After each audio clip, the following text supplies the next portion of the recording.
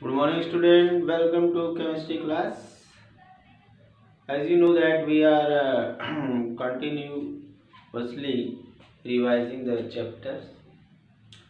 Now in the solution chapter we are revising osmotic pressure, and in yesterday class I defined osmosis,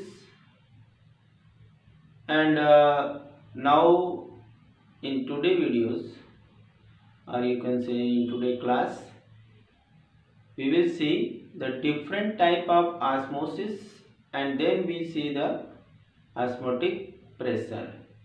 The type of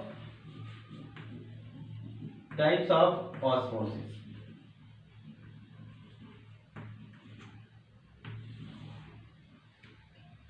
Two types.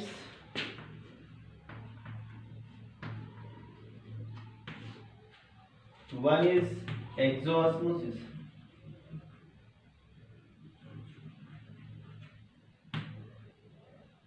or exosmosis, you can say exosmosis. ठीक है, exosmosis, and endosmosis. Next one is the endosmosis.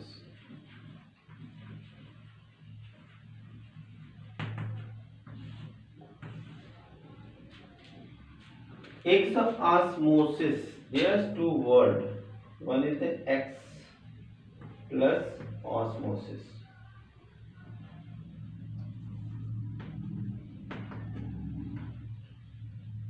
And here is endosmosis.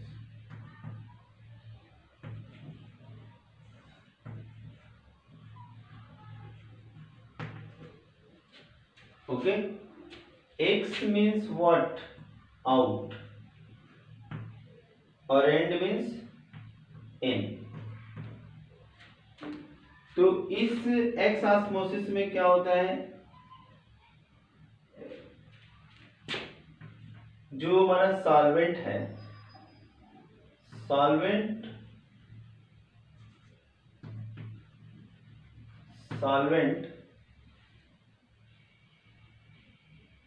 go out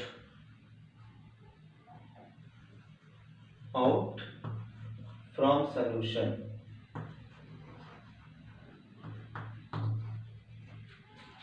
अभी हम बस meaning बता रहे हैं, अभी ये मीनिंग फिर इसका डेफिनेशन देखेंगे.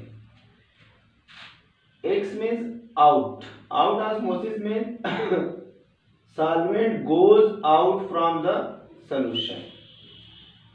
और in means क्या होता है? Inside. ओके, तो ये क्या होता है? Solvent go inside the solution.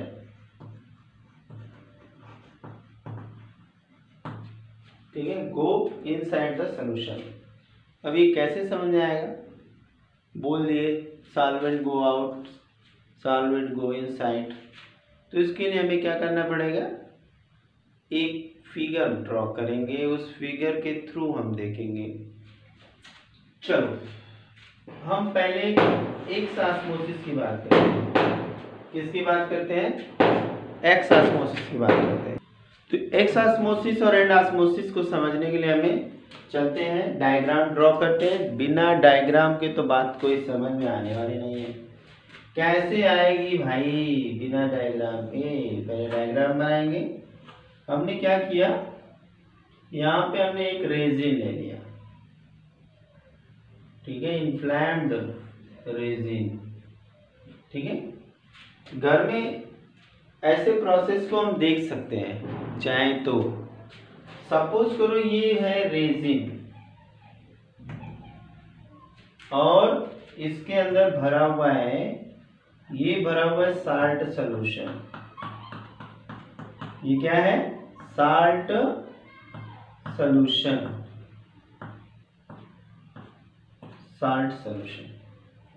ठीक है, साल्ट सोल्यूशन, ठीक है, साल्ट सोल्यूशन है। अब इसमें क्या होता है कि अभी आगे हम लोग पढ़ेंगे कुछ और भी टाइप के ऑस्मोसिस के बारे में, सोल्यूशन के बारे में। ऑस्मोटिक प्रेशर के बेस पे हम सोल्यूशन को जब क्लासीफाई करेंगे तो वहां फिर यही चीज आएगी। तो एक बार यहाँ देख लेते हैं, एक बार वहां देख लेंगे, बार बार देखेंगे तो बार बार याद हो जाएगा, ठीक है।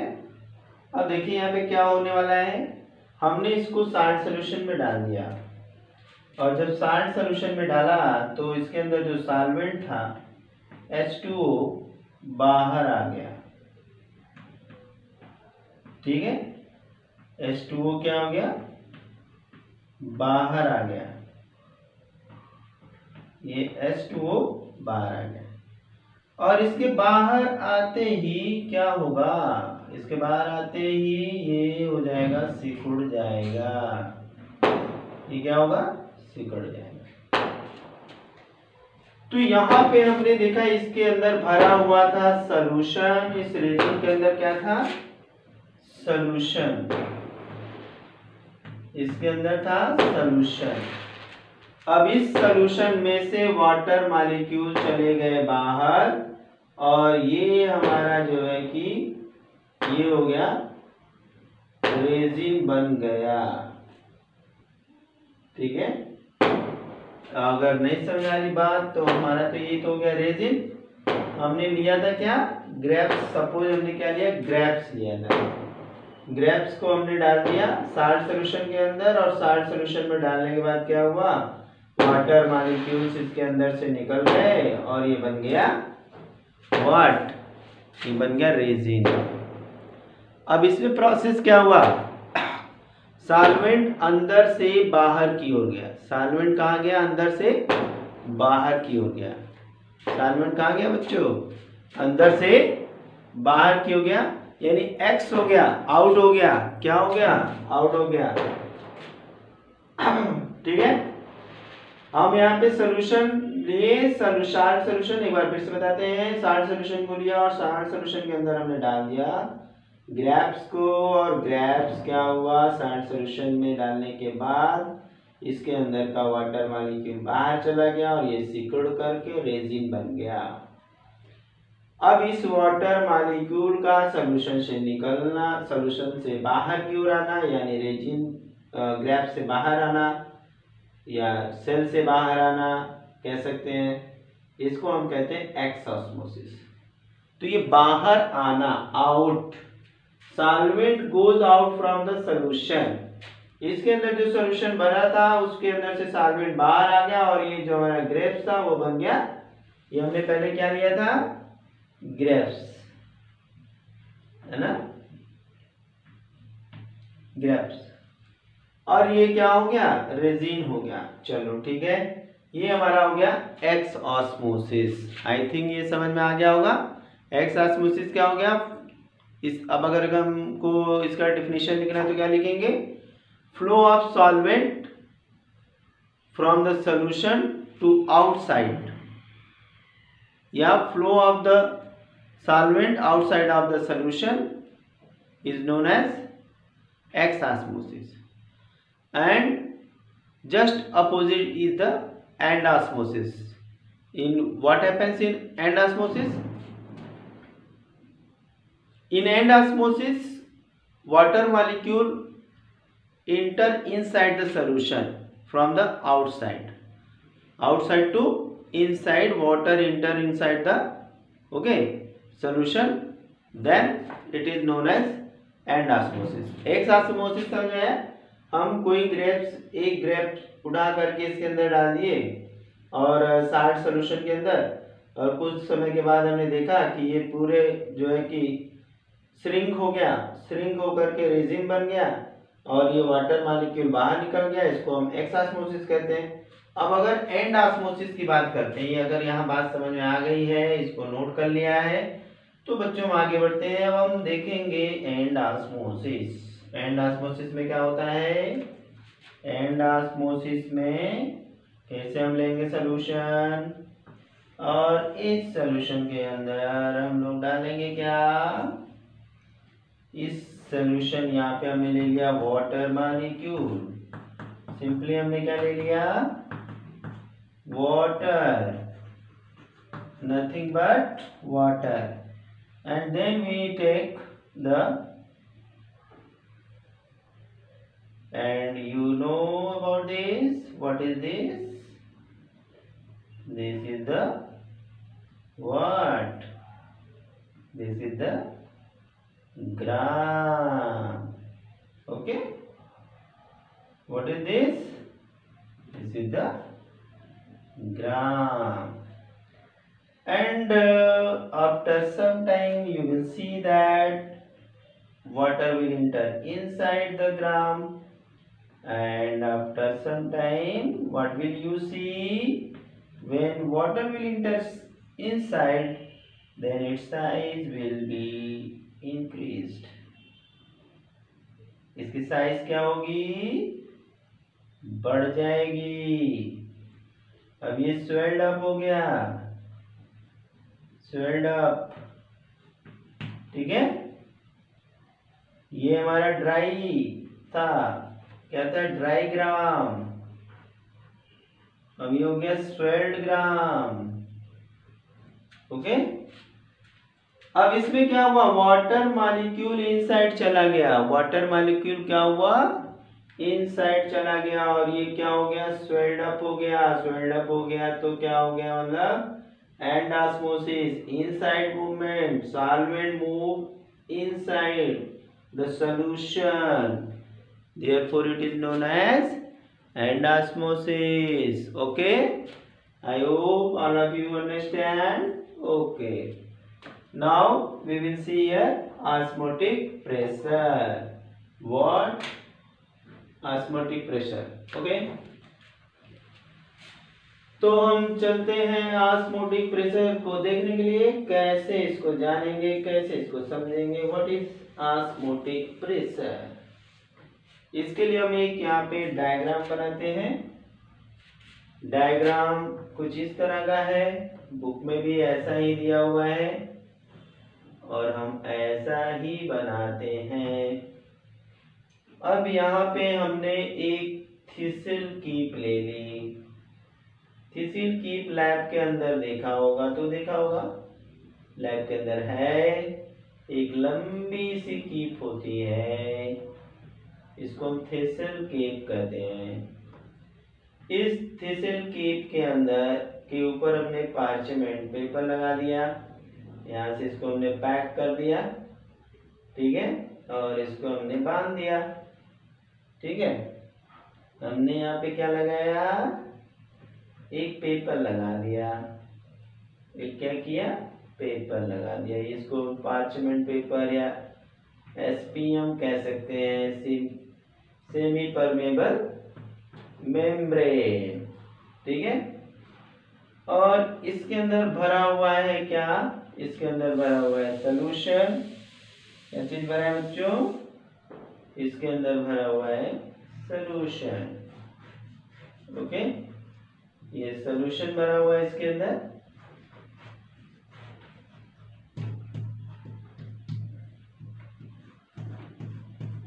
ये है इसके अंदर solution,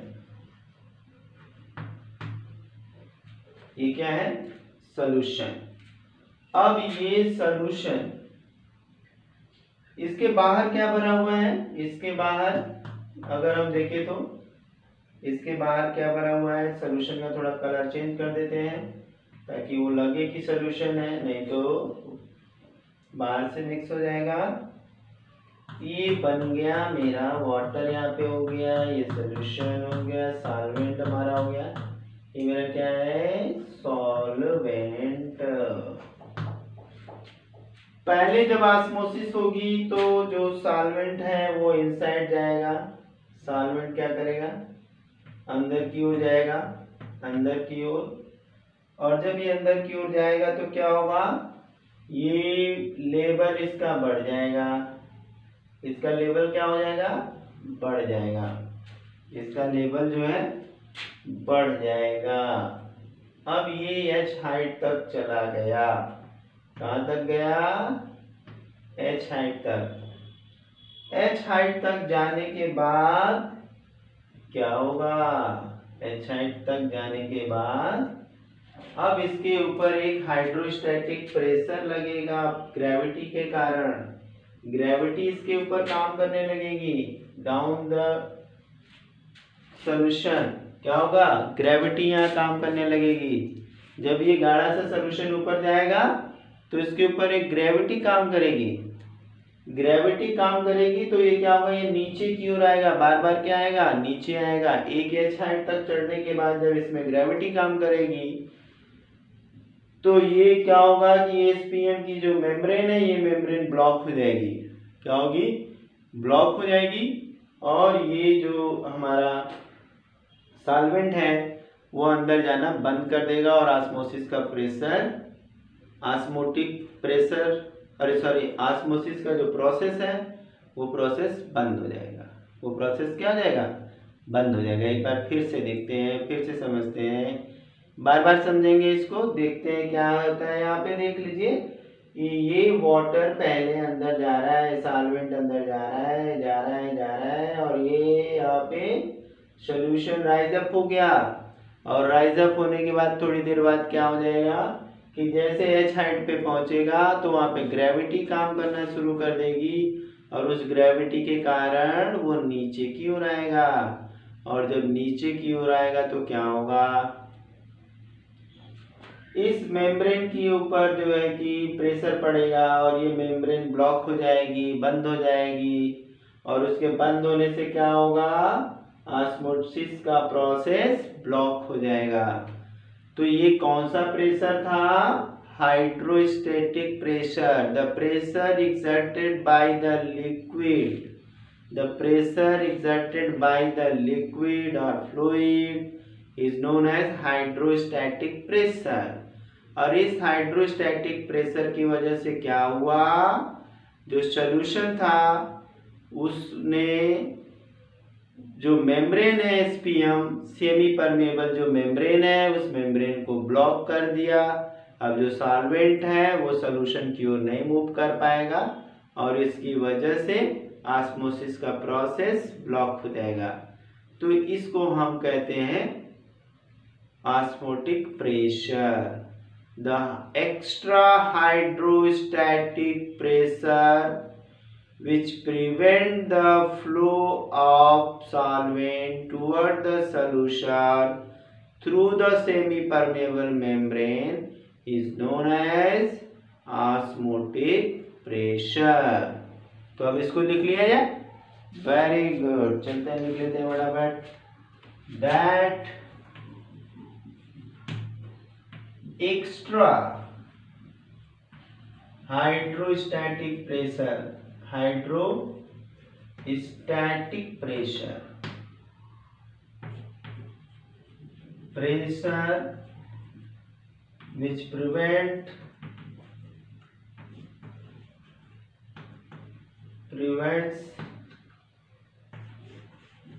flow of solvent through semi-permeable membrane, semi-permeable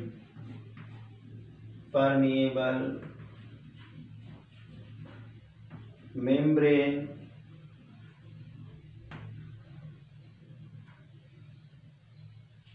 toward the solution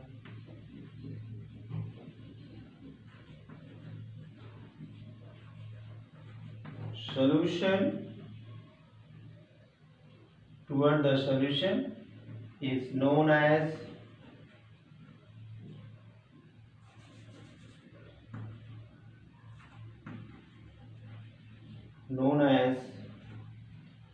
osmotic pressure।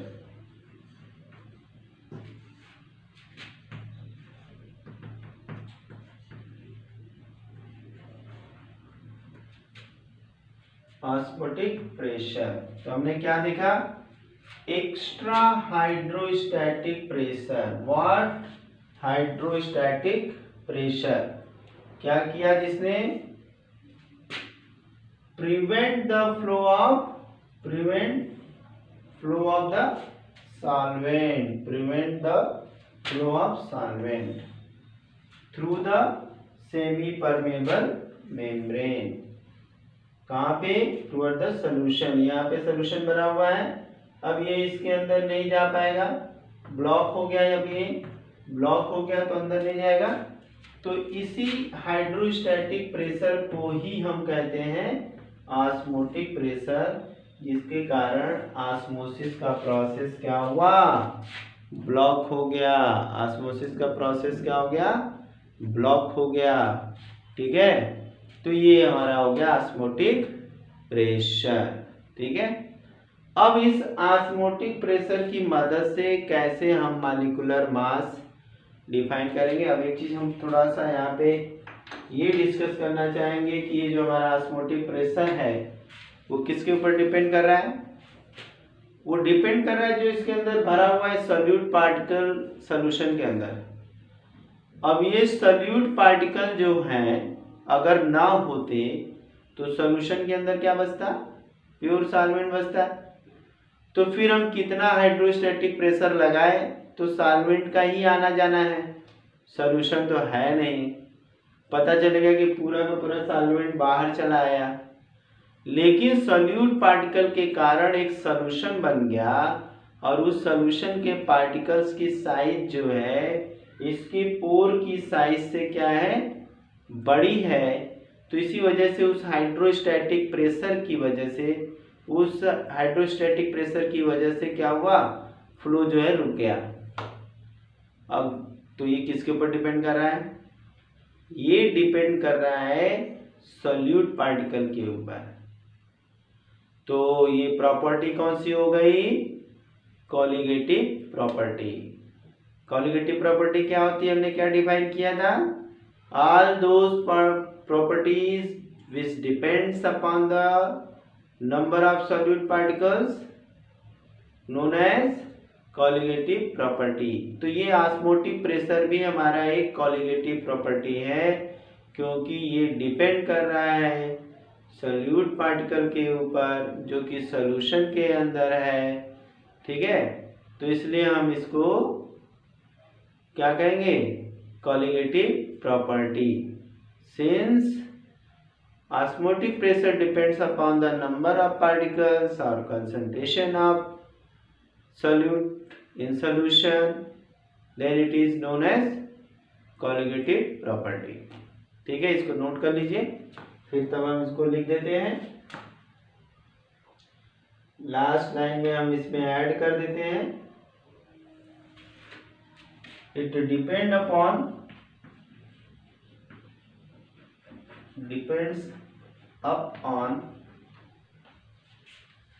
number of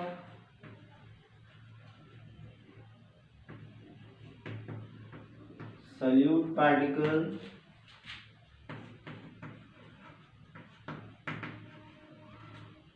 so it is called, so osmotic pressure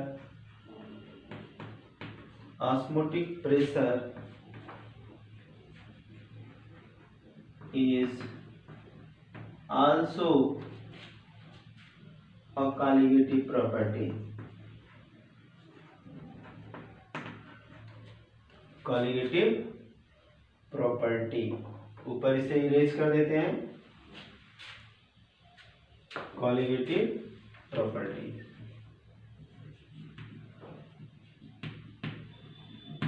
okay, osmotic pressure is denoted by, osmotic pressure is denoted by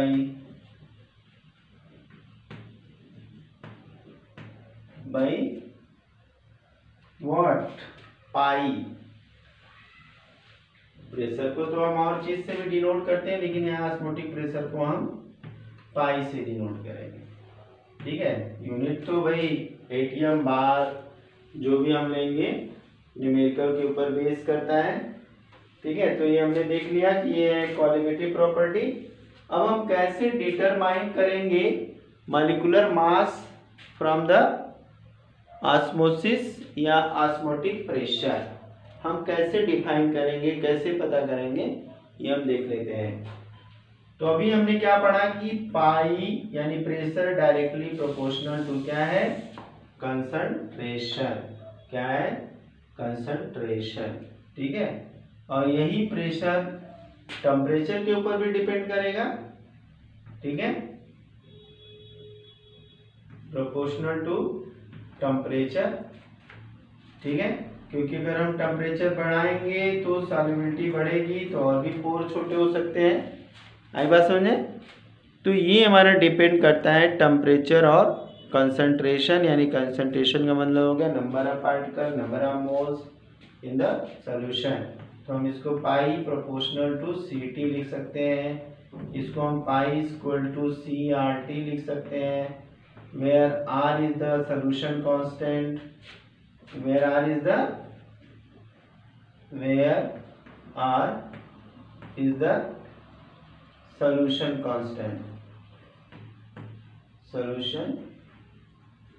constant, ठीक है। अब यहाँ पे हम एक चीज देखेंगे, क्या क्या देखेंगे हम लोग देखेंगे कि C इक्वल टू क्या होता है, N/V। N इक्वल टू क्या होता है हम लोग जानते हैं, W/M। तो अब इस फार्मूले को हम लिख सकते हैं pi equal to W/M VRT, या हम इसको लिख सकते हैं पाई इक्वल टू WRT/MV। इस तरह से हमारा ये हो गया फार्मूला, पाई इक्वल टू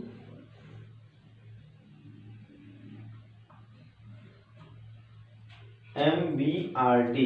अब यहाँ पे क्या क्या चीजें हैं उसको भी हम लिख लेते हैं, क्या चीजें दी हुई है। ठीक है, एक बार सारी चीजों को लिख लेते हैं। ओके, अब इसको हम इरेज कर देते हैं क्योंकि इसका काम हो गया खत्म, इसको हम लोगों ने समझ लिया।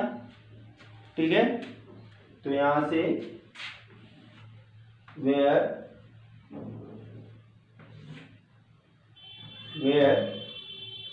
W is the weight of solute,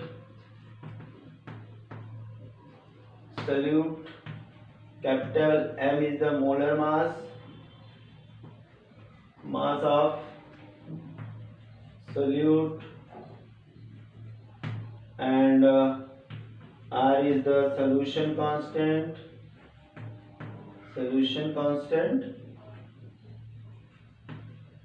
and T is absolute temperature,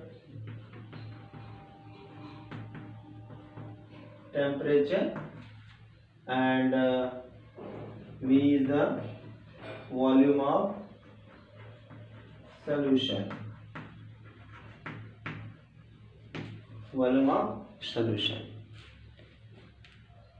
तो इस तरह से हमने देख लिया क्या होता है ऑस्मोटिक प्रेशर, कैसे ऑस्मोटिक प्रेशर से। अब अगर हमें फार्मूला ये पता लग गया ना, अब पता लग गया तो अगर हमें मोलर मास निकालना है, वेट निकालना है, कुछ भी निकालना है तो हम इससे निकाल सकते हैं।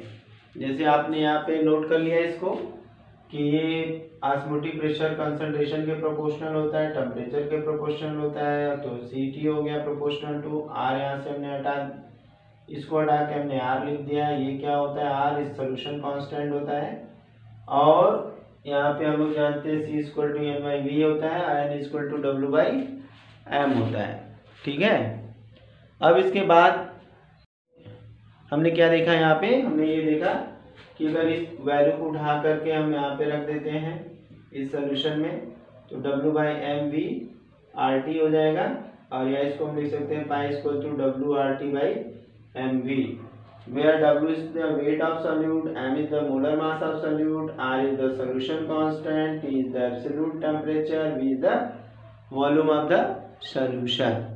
ठीक है, अब इससे हमें अगर पता करना हो कि कैसे मोलर मास निकालेंगे, तो मोलर मास निकालने के लिए यहाँ से ये फार्मूले को लेंगे हम लोग।